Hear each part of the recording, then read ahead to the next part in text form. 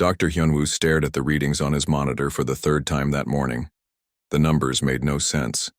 According to the sensors, the Kepler 442 system should be right there, exactly where it had been for the past billion years. But his instruments showed nothing except empty space. "So Young, come look at this," he called to his research partner across the lab. Dr. So Young floated over in the low gravity of the research vessel New Seoul. Her dark eyes scanned the display, and her face went pale. "That's impossible. Systems don't just disappear." "Tell that to my sensors," Hyunwoo muttered.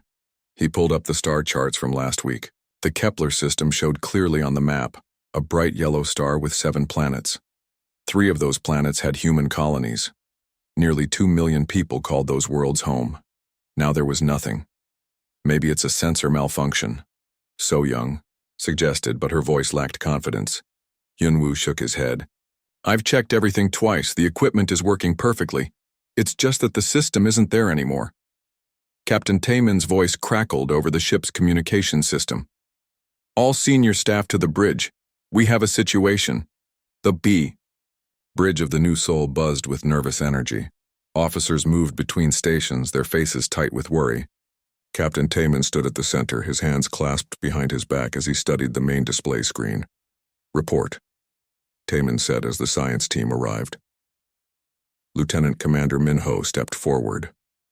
"Sir, we've lost contact with 17 colonies in the outer rim. The last transmissions were routine status reports. Then nothing." "Communication problems?" Taemin asked. "That's what we thought at first. But when we sent probe ships to investigate, they found empty space where the colonies should be. Not destroyed colonies, not debris, nothing at all." So Young felt her stomach drop. "It's not just Kepler 442, it's happening everywhere." Hyunwoo moved to the navigation console and pulled up the galactic map. Red markers showed the missing systems. They formed a rough line along the galaxy's outer edge, moving slowly inward. "How many people?" Taemin asked quietly. 37 million civilians across all the missing colonies," Minho replied. "That's not counting military personnel or research teams." The bridge fell silent. 37 million people didn't just vanish. Wars left bodies. Natural disasters left wreckage. This left nothing at all. "Sir, incoming transmission from the Confederation fleet," the communications officer announced.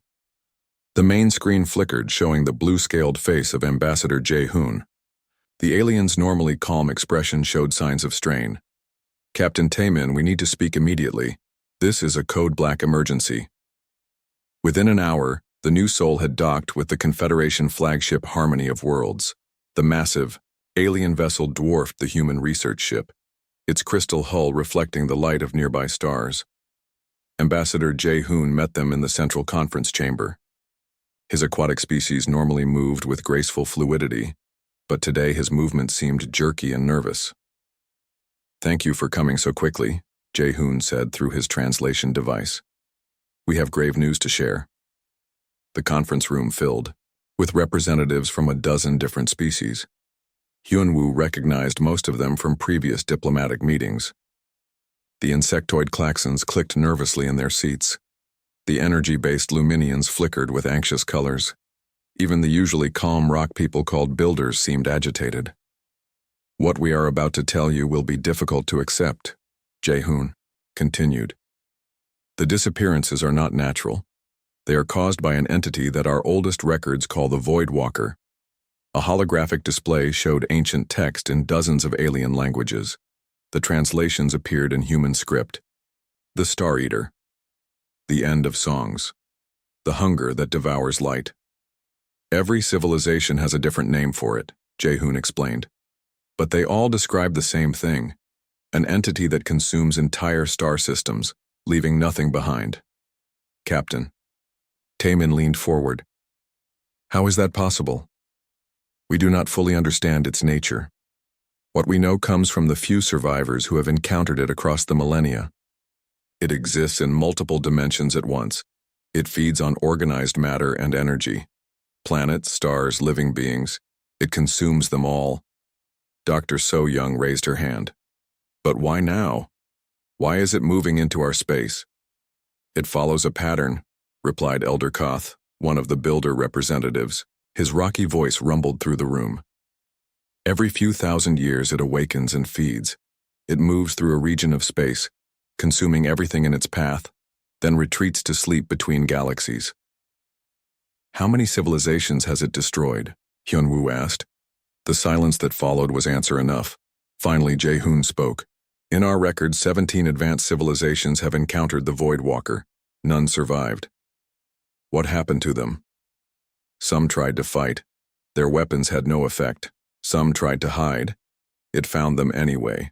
Most simply fled to other galaxies, abandoning everything they had built. Captain Taemin stood up. And that's what you're suggesting we do? Run? It is the only option, Elder Koth rumbled. The Confederation Council has voted. We will evacuate all inhabited systems to the galactic core. The entity rarely ventures there. We can establish new colonies and wait for it to leave. What about the people in the outer systems? So Young asked. We will save who we can. But we estimate the evacuation will take months. The entity moves faster. Hyunwoo felt anger rising in his chest. So you're just going to abandon millions of people? Ambassador Jae-hoon's head fins drooped. We understand your frustration, but this entity has existed since before our oldest civilizations. It cannot be fought. It cannot be reasoned with. It can only be survived by staying out of its path. The meeting continued for another hour, but Hyunwoo stopped listening. His mind raced with questions. How could something consume entire star systems? What kind of force could erase matter from existence itself? When the meeting ended, Captain Taemin approached him. You look like you're thinking hard, Doctor. Something bothers me about this, Hyunwoo said. If this entity is so unstoppable, how do we have any records of it at all? Someone had to survive to tell the story. Taemin nodded. Good point, what are you thinking? I want to study the sensor data from the missing systems. Maybe there's something the aliens missed. Something that could help us understand what we're really dealing with. As they returned to the new Sol, neither man noticed the small probe that had been monitoring their conversation. In the space between stars, something ancient and hungry stirred. It had been sleeping for 3,000 years, but the rich feeding grounds of this galaxy had awakened its appetite. The Void Walker began to move faster, drawn by the complex patterns of organized life ahead. Soon, it would feed again, and this time there would be no survivors to carry tales to other galaxies. But it did not know about humans yet. It did not know about the strange species that had never learned when to give up. Dr. Ye-jin had not slept in 3 days. Her eyes burned as she stared at the quantum readings from the missing Kepler system. The data made no sense according to normal physics, but that was exactly what made it interesting. There, she whispered to herself, pointing at a pattern in the energy signatures. Something is definitely there. She called up the readings from the other missing systems and overlaid them on her screen. The same pattern appeared in each one, a strange ripple in space-time that seemed to bend reality itself. Dr. Dong-hyun floated into the lab, carrying 2 cups of coffee. His research team had been working around the clock to understand what they were facing. Any luck? He asked, handing Ye-jin a cup. Maybe. Look at this. She pointed to the overlapping wave patterns on her screen. Every missing system shows the same quantum disturbance. It's like something is eating the fabric of space itself. Dong-hyun studied the data. His specialty was dimensional physics, and what he saw made him nervous. This signature suggests the entity exists in at least 7 dimensions at once. That's why our weapons can't hurt it. We can only see and touch 3 dimensions. Ye-jin nodded. But it gets worse. Look at the rate of expansion. She highlighted areas where the disturbance was growing. Whatever this thing consumes doesn't just disappear. It creates zones of active anti-reality that keep spreading. Anti-reality. Spaces where the normal laws of physics break down, where matter and energy become unstable. If these zones keep growing, they could eventually consume the entire galaxy. Dong-hyun sat down heavily. So even if we run to the galactic core, we're just buying time. Exactly. Meanwhile, in the alien archives aboard the Confederation flagship, Dr. Hyunwoo was learning disturbing truths about their enemy. The historical records painted a picture of absolute destruction across the millennia. Ambassador Jae-hoon showed him holographic recreations of the entity's previous attacks. "This is the Zephyr Collective," he explained. "They were a peaceful trading civilization that spanned 40 star systems. When the Void Walker reached their space, they tried to negotiate. The hologram showed beautiful crystal cities on dozens of worlds. In moments, they simply ceased to exist, leaving behind expanding spheres of nothingness. The Nexus Empire tried to fight," Jae-hoon continued, bringing up another record. "They had weapons that could destroy planets. Their entire military fleet attacked the entity at once.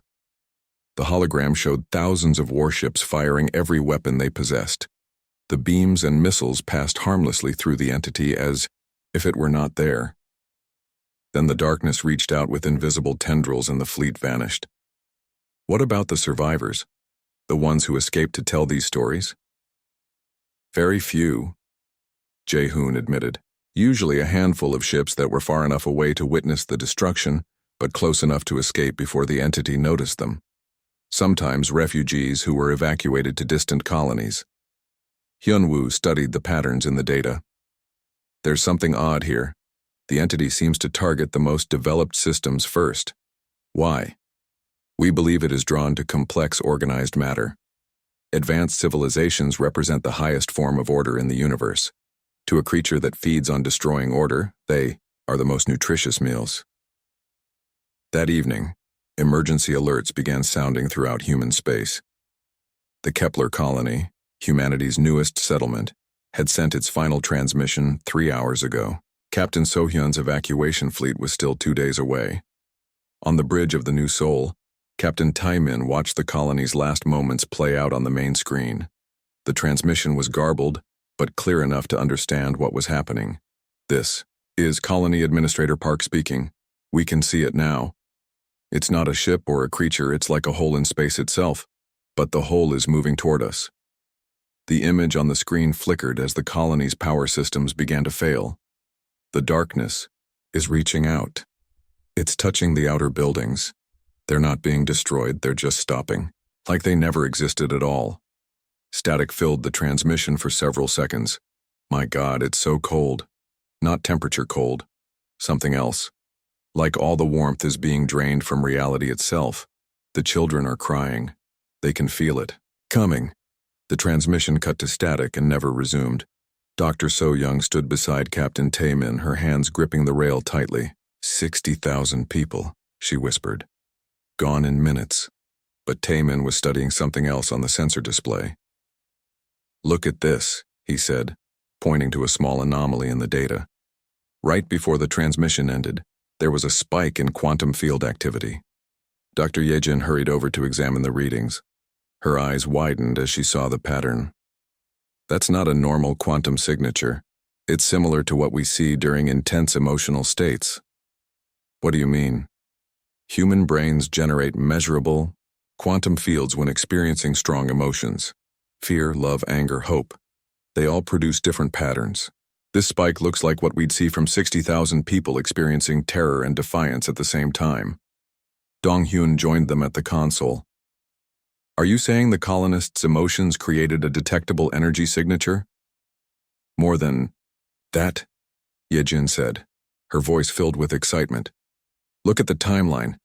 The quantum spike happened exactly when the entity paused its advance. For 17 seconds, it stopped moving. The bridge fell silent as everyone absorbed this information." 17 seconds, Captain Taemin repeated. "That's not much, but it's something. The entity can be affected by human brain activity. Admiral," Kyung's voice came over the communication system. "All ships prepare for immediate evacuation procedures. The Confederation Council has ordered all human colonies to abandon the Outer Rim within 72 hours. But Taemin was no longer thinking about evacuation. He was thinking about those 17 seconds when humanity had made an unstoppable force. Pause. Dr. Hyunwoo contacted the ship from the Confederation archives. "I found something important in the alien records. The entity has consumed 17 Different civilizations, but there's one thing all the survivors agree on. It moves faster through uninhabited space than it does through populated systems. What does that mean? I think it has to work harder to consume organized matter and energy.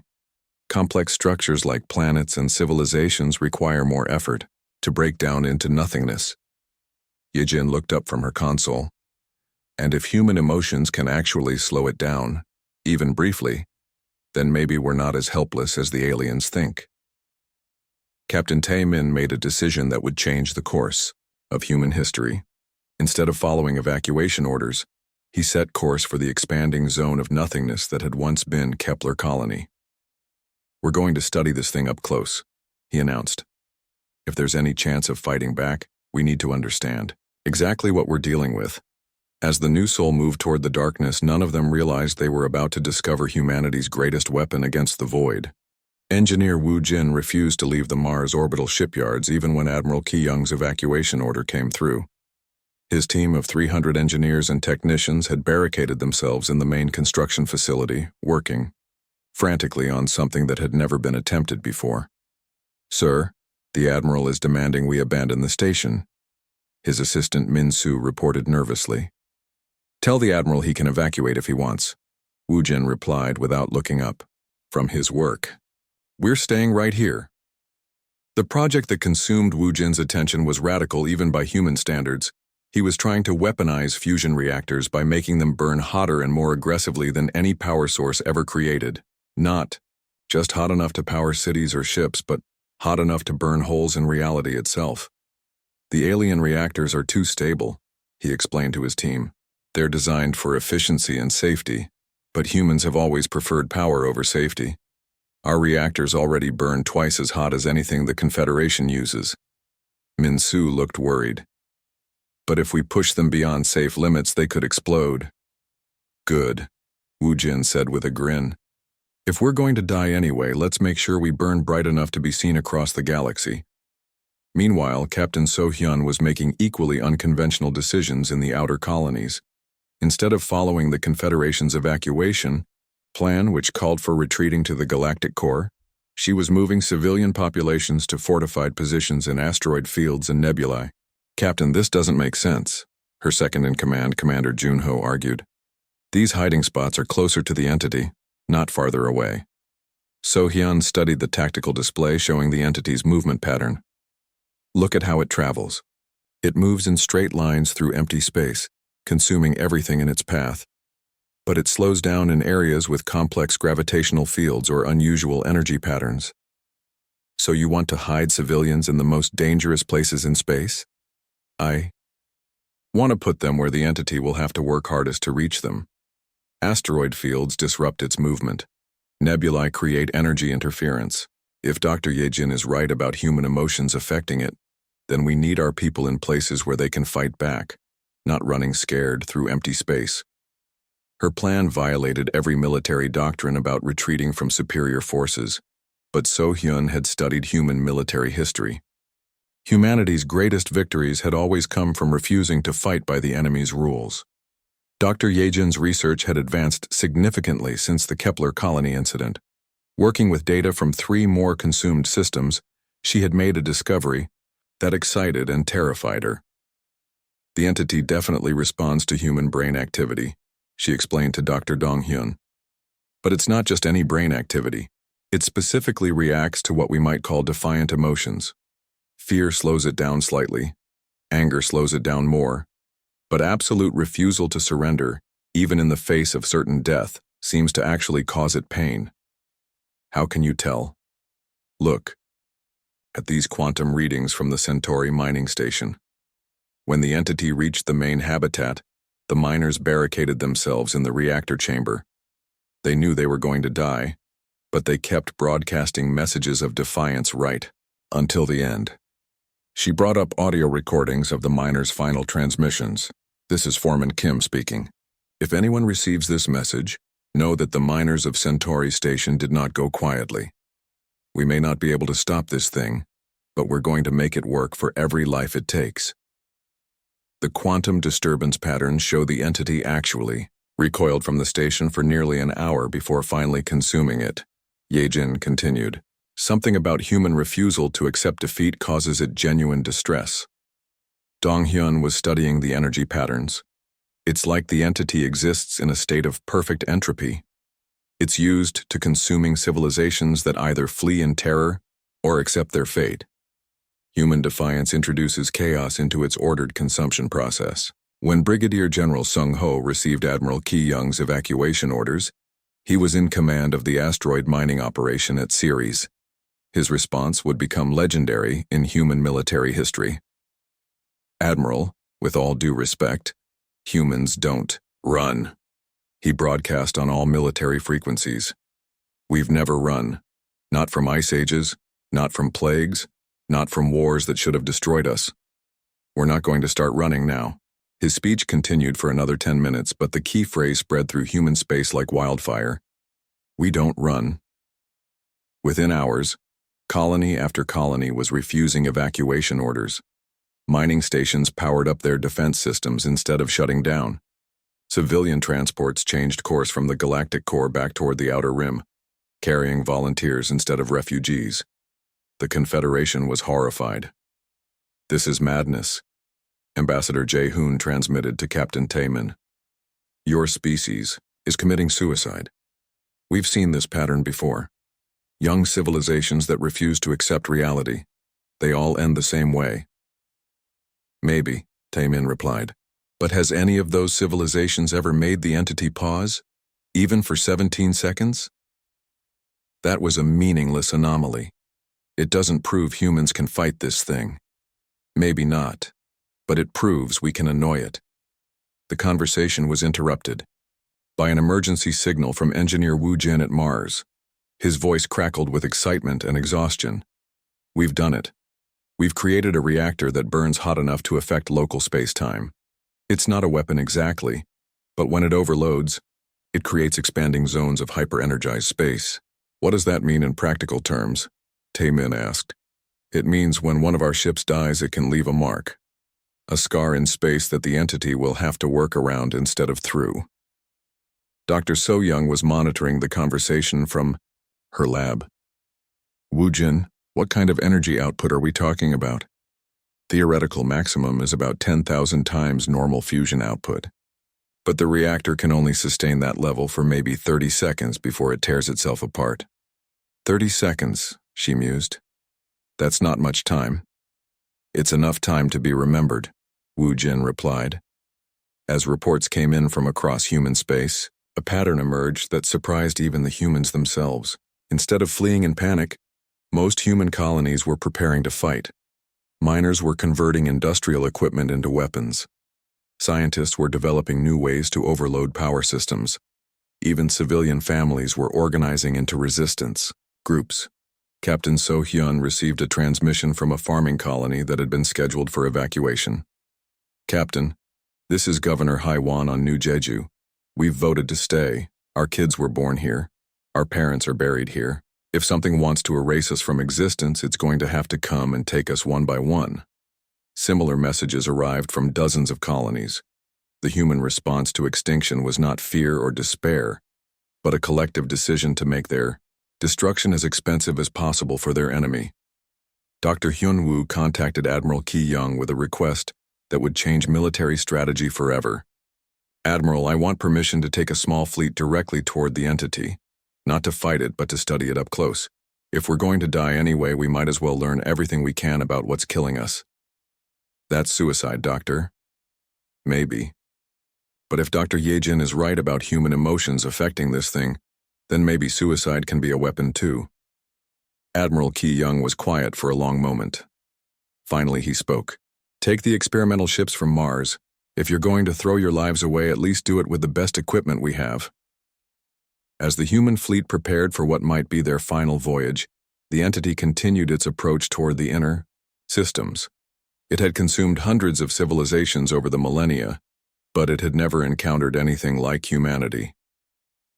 For the first time in its existence, the Voidwalker was about to discover what happened when an unstoppable force met truly immovable stubbornness. Dr. Dong-hyun made his breakthrough while studying brain scans of human soldiers under extreme stress. The discovery happened by accident, when a power surge in the lab caused his quantum field detector to pick up unusual readings from his own neural activity. "This can't be right," he muttered, staring at the display. According to his instruments, his brain was generating measurable alterations in local space-time. He called his research partner, Dr. Ye-Jin, to verify the readings. When she arrived, he was in the middle of solving a complex mathematical equation, while being deliberately stressed by loud alarms. "Look at the quantum field measurements," he said, pointing to the display.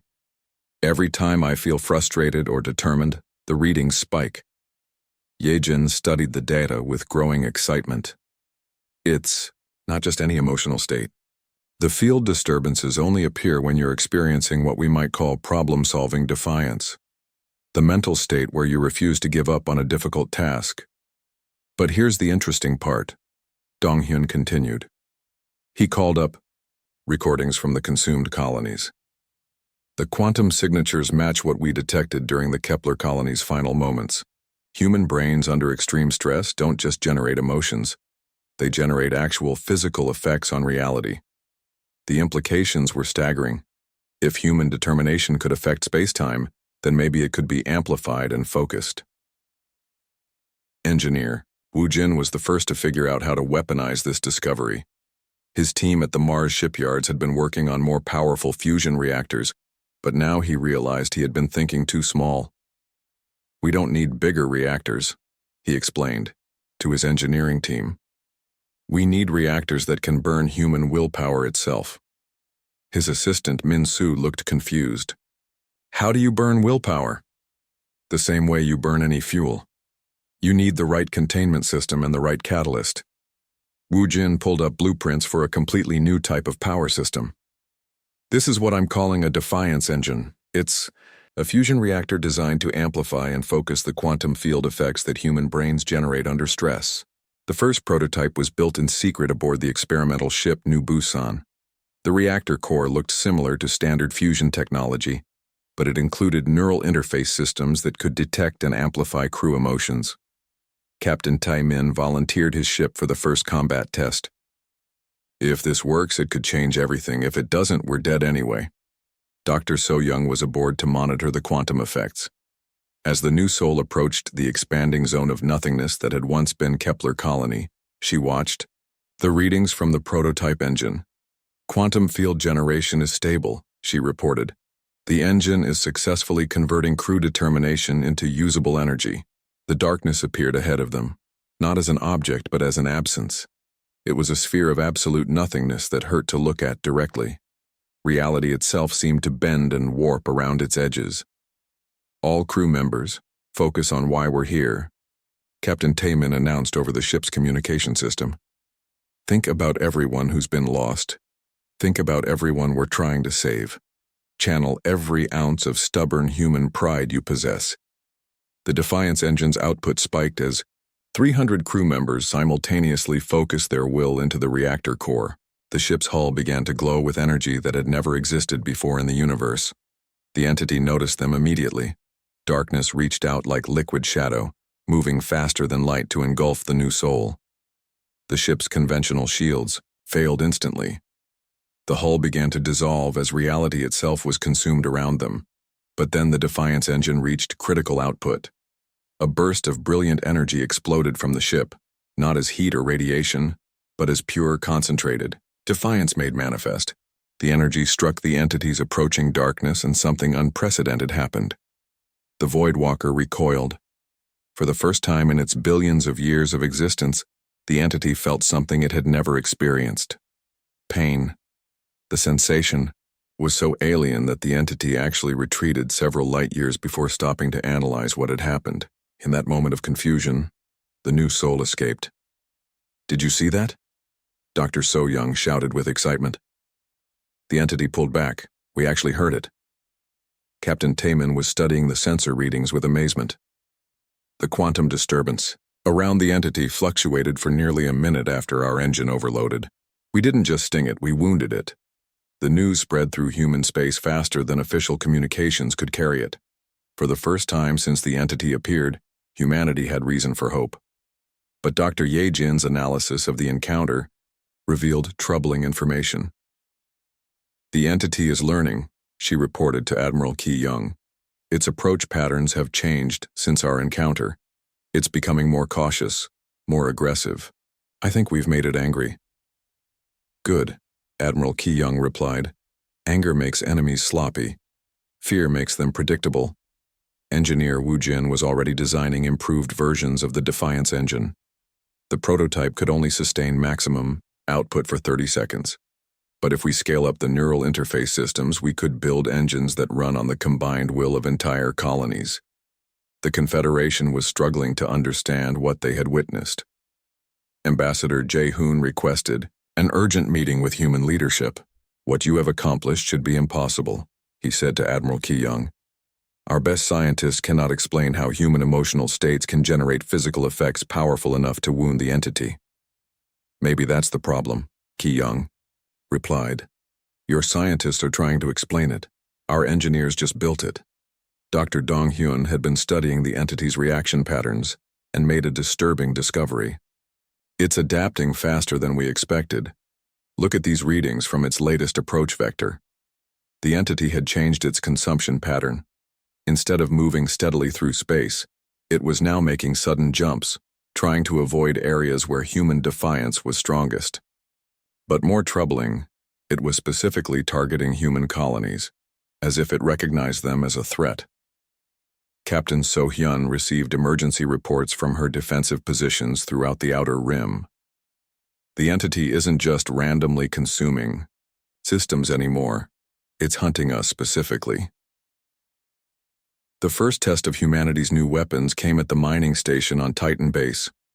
Commander Jun-ho had only 6 ships equipped with Defiance engines, but his crew included miners who had spent their lives wresting resources from hostile environments. When the entity approached their position, Jun-ho broadcast a message that would be remembered throughout human history. This is Commander Jun-ho, speaking to whatever you are. You've made a mistake coming here. These miners have spent decades telling asteroids and gas giants that they didn't get to keep their treasures. You think we're going to let some cosmic vacuum cleaner tell us we can't exist? His ships charged directly into the approaching darkness. One by one, their Defiance engines overloaded in spectacular bursts of defiant energy. Each explosion left a wound in the entity's form, a scar of pure human stubbornness that refused to heal. 5 ships were consumed, but the 6th escaped to report a miracle. The entity had retreated again, and this time the wounds from the exploding ships were not healing. Dr. Yejin's analysis confirmed what everyone hoped. The entity is having trouble processing human defiance. It's like giving a computer a logic problem it can't solve. The more we fight back, the harder it becomes for the entity to consume our reality. But the cost was becoming clear. Every victory required human ships to sacrifice themselves. Every wound inflicted on the entity came at the price of human lives. Engineer Wu Jin was working frantically to improve the Defiance engines, trying to find a way to hurt the entity without requiring suicide attacks. There has to be a better way, he told his team. We can't save humanity by dying one ship at a time. As reports came in from across human space, a pattern emerged. The entity was slowing down, becoming more cautious, but it was also becoming more focused on eliminating humanity specifically. The final confrontation was approaching, and both sides knew it. The question was whether human defiance could burn bright enough to wound something that had devoured gods. Admiral Ki Young stood on the bridge of the battleship Incheon, watching the largest human fleet ever assembled prepare for battle. 800 ships from across human space had gathered at the edge of the Sol system, each one equipped with the new Defiance engines that could burn human willpower into pure energy. But these were not just weapons anymore. Engineer Wu Jin's final improvements had transformed them into something unprecedented. Each engine was now connected to neural networks that could channel the memories, dreams, and absolute refusal to surrender of every person aboard. Fleet. Status report, Ki Young requested. Captain So-hyun's voice came from the carrier New Gwangju. Fighter squadrons ready for launch.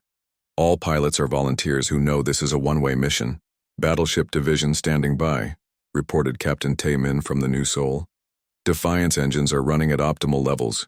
Crew morale is higher than it should be for people about to die. Admiral Ki Young understood that morale. Humanity had spent weeks preparing for this moment, and something had happened to the species during that time. They had stopped fearing extinction and started looking forward to the fight. Dr. Yejin was monitoring quantum readings from the science ship Discovery. Admiral, the entity is approaching Sol at maximum speed. Its energy signature is different from before. It's not just consuming space as it moves, it's actively hunting. How long until it arrives? 6 hours at current speed. But Admiral, there's something else. The quantum scars from our previous battles are still visible in space. The entity has been trying to heal them, but they're not responding to its usual repair methods. Dr. So Young called from the medical research vessel, Hope. We've been analyzing the psychological profiles of crews with the most effective defiance engines. There's a pattern. The engines work best when powered by specific types of human determination. What types? Protective instincts, parental love, the refusal to let children grow up in a universe without hope. Abstract defiance works, but personal defiance burns hotter. Captain So Hyun had volunteered to lead the first wave of attack. Her fighter squadrons launched 3 hours before the main battle, each small ship carrying a pilot whose defiance engine was powered by something they absolutely refused to lose. Pilot Lee Jin-woo had joined the fleet after his daughter's colony was consumed. His engine burned with the fury of a father who demanded the universe give him a chance to avenge her. Pilot Park Soo-min flew with her engine powered by memories of her grandmother's stories about surviving the old wars on Earth. If humans could survive anything their own species could inflict, they could survive this. Commander Jun-ho led the bomber wing, his engine fueled by the stubborn pride of miners who had never met a hostile environment they couldn't tame. The entity appeared as a wound in space itself, reality bending and warping around its presence. It was larger than before, having grown from all the systems it had consumed, but the human fleet could see something new in its structure. Bright scars crossed its surface, glowing wounds that refused to heal. All ships, this is Admiral Ki Young. Remember what we're fighting for. Not just our own survival, but the right of stubborn, difficult, impossible humans to exist in this universe. Show this thing what happens when it tries to erase people who have never learned to quit. Captain, So Hyun's fighters reached the entity first. The darkness reached out to consume them, but as each ship was destroyed, its defiance engine exploded in a burst of concentrated human refusal to surrender quietly. The entity recoiled from each explosion. These wounds were different from before. They carried personal stories, individual reasons for fighting that the entity could not process or digest. Fighter pilot Kim Hae-rin's ship was consumed while her engine was powered by memories of teaching her son to ride a bicycle. The explosion left a scar shaped like laughter. Bomber pilot Choi Min-ho died while thinking about his wife's cooking, his engine creating a wound that tasted like home. One by one, the fighter squadrons were consumed, but each loss carved another, permanent injury into the entity's form. The Voidwalker, for the first time in its existence, was learning what it meant to suffer. The main fleet engaged when half the fighters were gone. Captain Taemin led the first line of battleships in a direct assault on the entity's core. Their massive defiance engines could channel the combined will of entire crews. This is Taemin to all ships. Remember the Kepler colonists. Remember the Centauri miners. Remember everyone who faced this thing and refused to go quietly. We are their voices now. The battleship New Seoul charged directly into the entity's heart, its defiance engine burning with the collective memories of 300 crew members. As the ship was consumed, Captain Taemin's final transmission carried across space. Tell my family I kept the promise. Humans don't run. The explosion when his ship died created the largest wound yet, a brilliant scar across the entity's core that pulsed with the rhythm of a human heartbeat. Dr. Ye-jin was monitoring the battle from a safe distance, but her readings showed something incredible. The entity is having trouble maintaining cohesion. Each wound is creating cascade failures in its structure. But the cost was terrible. Ship after ship died to create those wounds. Admiral Ki Young watched his fleet being consumed and made the hardest decision of his military career. All remaining ships follow my lead. Full power to defiance engines, we're going to ram this thing. Commander Minho's voice came from the cruiser Daejeon. Admiral, that's suicide for the entire fleet. No, Ki Young replied calmly. Suicide is giving up. This is making sure we're remembered. The remaining ships of the human fleet, nearly 400 vessels, formed into a massive arrow formation and charged directly at the entity's wounded core. Every Defiance engine was pushed beyond safe limits, powered by the combined will of humanity refusing to be forgotten. Engineer Wu Jin was aboard the Admiral's flagship, making final adjustments to the engine systems. Admiral, I can overload. All the engines simultaneously. It won't destroy the entity, but the combined explosion might give it something like indigestion. Do it. As the human fleet entered the entity's consuming darkness, something unprecedented happened. The concentrated defiance of hundreds of thousands of humans, all refusing to die quietly, all insisting on being remembered, created a cascade reaction. The Defiance engines didn't just explode, they imploded, creating wounds in reality that pulled at the entity's very essence. For a moment, the Voidwalker experienced something it had never known in billions of years of existence: doubt. The entity began to question whether consuming this strange, stubborn species was worth the pain they caused. In that moment of uncertainty, it made its first mistake in eons. It hesitated. Commander Minho's ship, the last to be consumed, used that moment of hesitation to transmit final sensor readings to the few human ships that had remained at safe distances. Dr. So Young received the data and realized what they had accomplished. The entity is retreating. Not just pulling back, but actually fleeing. We hurt it so badly it's afraid to continue the fight. But the cost was visible in the empty space where the human fleet had been. 800 ships and their crews had died to teach the universe's ultimate predator what fear felt like. As the entity retreated toward the edge of the galaxy, the scars from human defiance glowed across its surface like a constellation of stubborn stars, proof that some things refuse to be quietly erased from existence. 3 months after the Battle of Sol, Dr. Hyunwoo published his final research report from the makeshift laboratory on Luna Station. The data was almost impossible to believe, but the evidence was undeniable. The entity has not just retreated, he announced to the Emergency Council of Surviving Human Leaders. It has been fundamentally changed by its encounter with humanity. Admiral Ki Young's successor, Admiral Park, studied the quantum readings with amazement. Explain what we're seeing, Doctor. The scars our Defiance engines carved into the entity are permanent. They're not healing because they contain something the entity cannot digest or process. Human stubbornness, it seems, is literally indestructible. Dr. Yejin had been tracking the entity's movement through deep space. Her findings were even more remarkable. The entity is avoiding any region where humans have established colonies or settlements. It's not just retreating from our current positions. It's actively fleeing from areas where human determination has left quantum echoes. The implications were staggering. Humanity had not just survived an encounter with the universe's ultimate predator, they had actually taught it to be afraid. Engineer Wu Jin, one of the few senior engineers to survive the battle, was overseeing the construction of something unprecedented. Massive installations called Defiance beacons were being built throughout human space, permanent structures that could project the quantum signature of human determination across vast distances. Think of them as lighthouses, he explained to the reconstruction teams. But instead of warning ships away from danger, they warned danger away from our space. The first beacon was activated above Earth, powered by the collective memory of every human who had ever lived on the planet. The quantum field it generated was visible to sensors across half the galaxy, a brilliant declaration that this region of space belonged to a species too stubborn to die. Within weeks, something unexpected began happening throughout the galaxy. Other species, inspired by humanity's example, started refusing to evacuate from the entity's path. The Confederation received reports of alien colonies choosing to stand and fight rather than flee. Ambassador Jae-hoon visited the rebuilt human command center on Mars with news that shocked everyone. The Klaxon hive minds have developed their own version of your Defiance engines.